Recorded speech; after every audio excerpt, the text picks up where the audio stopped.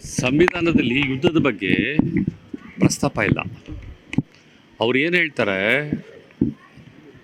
ಇಂಥ ಕ್ಲಿಷ್ಟ ಸಂದರ್ಭದಲ್ಲಿ ಅಂತಂದರೆ ವಾರ್ ಸಿಚುವೇಶನ್ಸಲ್ಲಿ ನಾವು ನಮ್ಮ ಪ್ರೊಟೆಕ್ಷನ್ ಹೆಂಗೆ ಮಾಡ್ಕೋಬೇಕು ಮತ್ತು ನಮ್ಮ ಆತ್ಮಸ್ಥೈರ್ಯ ಹೆಂಗಿರಬೇಕು, ನಮಗೆ ರಕ್ಷಣೆಯನ್ನು ದೇಶವನ್ನು ಹೆಂಗೆ ರಕ್ಷಣೆ ಮಾಡ್ಕೋಬೇಕು ಅನ್ನೋದ್ರ ಬಗ್ಗೆ ಹೆಚ್ಚು ಮಾತಾಡ್ತಾರೆ ಅಂತ ಹೇಳಿದ್ರೆ, ಅದು ಆರ್ಟಿಕಲ್ 352ನಲ್ಲಿ ಭಾಳ ಕ್ಲಿಯರಾಗಿ ಹೇಳಿದ್ದಾರೆ ಅಂತ ಹೇಳಿದೆ. ಯುದ್ಧ ಮಾಡಬೇಕು ಮಾಡಬಾರ್ದು ಅಂತೇನು ಬಾಬಾ ಸಾಹೇಬ್ರು ಹೇಳಿಲ್ಲ, ಅಥವಾ ಸಂವಿಧಾನದಲ್ಲಿ ಅದ್ರ ಬಗ್ಗೆ ಇದಿಲ್ಲ, ಪ್ರಸ್ತಾಪ ಇಲ್ಲ. ಆದರೆ ಯುದ್ಧದ ಸಂದರ್ಭದಲ್ಲಿ ನಾವು ಹೆಂಗಿರಬೇಕು, ಒಂದು ದೇಶವಾಗಿ ನಾವು ಹೆಂಗಿರಬೇಕು ಅನ್ನೋದನ್ನ ಭಾಳ ಸ್ಪಷ್ಟವಾಗಿ ಹೇಳ್ತಾರೆ, ಭಾಳ ಗಟ್ಟಿ ಧ್ವನಿಯಲ್ಲಿ ಹೇಳ್ತಾರೆ. ಮತ್ತು ಅದಕ್ಕೆ ಒಂದು ಪರಿಚ್ಛೇದವನ್ನೇ ಅವರು ಇಟ್ಬಿಟ್ಟಿದ್ದಾರೆ. ಅಂತಂದರೆ ಯುದ್ಧ ಮಾಡುವಂಥ ಸಂದರ್ಭದಲ್ಲಿ ನಮ್ಮ ಪರಿಸ್ಥಿತಿ, ನಾವು ಹೆಂಗಿರಬೇಕು, ನಮ್ಮ ಮುನ್ನೆಚ್ಚರಿಕೆ ಹೆಂಗಿರಬೇಕು, ನಮ್ಮ ರಕ್ಷಣೆ ಹೆಂಗಿರಬೇಕು, ಆಮೇಲೆ ನಮ್ಮ ಸೆಲ್ಫ್ ಡಿಫೆನ್ಸ್ ಹೆಂಗಿರಬೇಕು, ನಮ್ಮನ್ನು ನಾವೇ ಹೆಂಗೆ ಇದು ಮಾಡ್ಕೊಳಕ್ಕೆ. ಅದಕ್ಕೋಸ್ಕರನೇ ಅವರು ಸೆಕೆಂಡ್ ವರ್ಲ್ಡ್ ವಾರ್ದು ಎಕ್ಸಾಂಪಲ್ ಕೊಟ್ಕೊಂಡು ಹೋಗೋದು.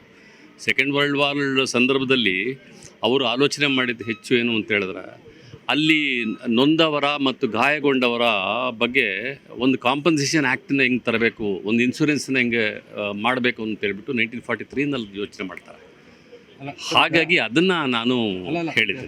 ತಾವು ಹೇಳಿದ್ದು ಒಂದು ನಿಮಿಷ ನಾನು ಹೇಳ್ತೀನಿ. ತಾವು ಹೇಳಿದ್ದು ಬಿಟ್ಟು ಇಲ್ಲಿದೆ, ಸಂವಿಧಾನದಲ್ಲಿ ಯುದ್ಧಕ್ಕೆ ಅವಕಾಶ ಇದೆಯಾ, ಯುದ್ಧ ನಾವು ಮೊದಲು ಮಾಡಬೇಕಾ ಅಥವಾ ಅವರು ಮಾಡಬೇಕಾ, ಸಂವಿಧಾನದ ಮೂಲ ಆಶಯ ಬುದ್ಧ ಬಸವರ ಆಶಯ ಸಂವಿಧಾನದಲ್ಲಿ ಇರೋದ್ರಿಂದ ಯುದ್ಧಕ್ಕೆ ಮಾನ್ಯತೆ ಇಲ್ಲ. ಅದೇ ಸಂದರ್ಭದಲ್ಲಿ ಅಂಬೇಡ್ಕರ್ ಏನು ಹೇಳ್ತಾರೆ ಅಂದರೆ, ಯುದ್ಧ ನಿಮ್ಮ ಕಾನ್ಸಿಯಸ್ಗೆ ಬಿಟ್ಟಿದ್ದು ಅಂತಾರೆ, ನಿಮ್ಮ ಮಾನ್ಯತೆ ಇಲ್ಲ ಅಂತಲೇ.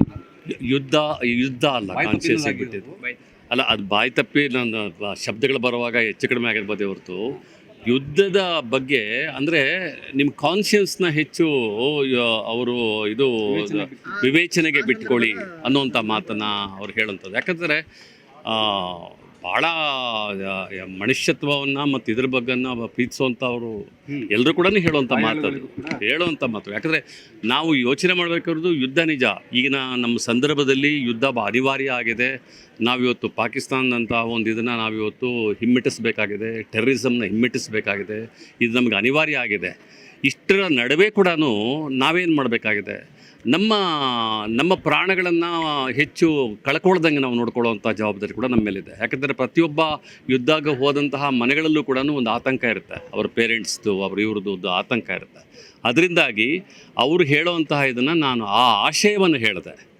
ಅಂದರೆ ಯುದ್ಧಕ್ಕೆ ಮಾನ್ಯತೆ ಇಲ್ಲ ಅಂತಲ್ಲ ನಾನು ಹೇಳ್ತಾ ಇರೋಂಥದ್ದು, ಅದು ತಪ್ಪಾಗಿ ಅರ್ಥ ಮಾಡ್ಕೋಬೇಡಿ, ಅದು ಬಾಯಿ ತಪ್ಪಿ ಬಂದಿರ್ಬೋದು. ಆದರೆ ಯುದ್ಧದ ಬಗ್ಗೆ ಸಂವಿಧಾನದಲ್ಲಿ ಅವರು ಯುದ್ಧದ ಬಗ್ಗೆ ಪ್ರಸ್ತಾಪ ಇಲ್ಲ. ಆದರೆ ನಮ್ಮ ರಕ್ಷಣೆಯ ಬಗ್ಗೆ ಇದೆ, ಆತ್ಮರಕ್ಷಣೆಯ ಬಗ್ಗೆ ಇದೆ, ದೇಶದ ಭದ್ರತೆಯ ಬಗ್ಗೆ ಇದೆ.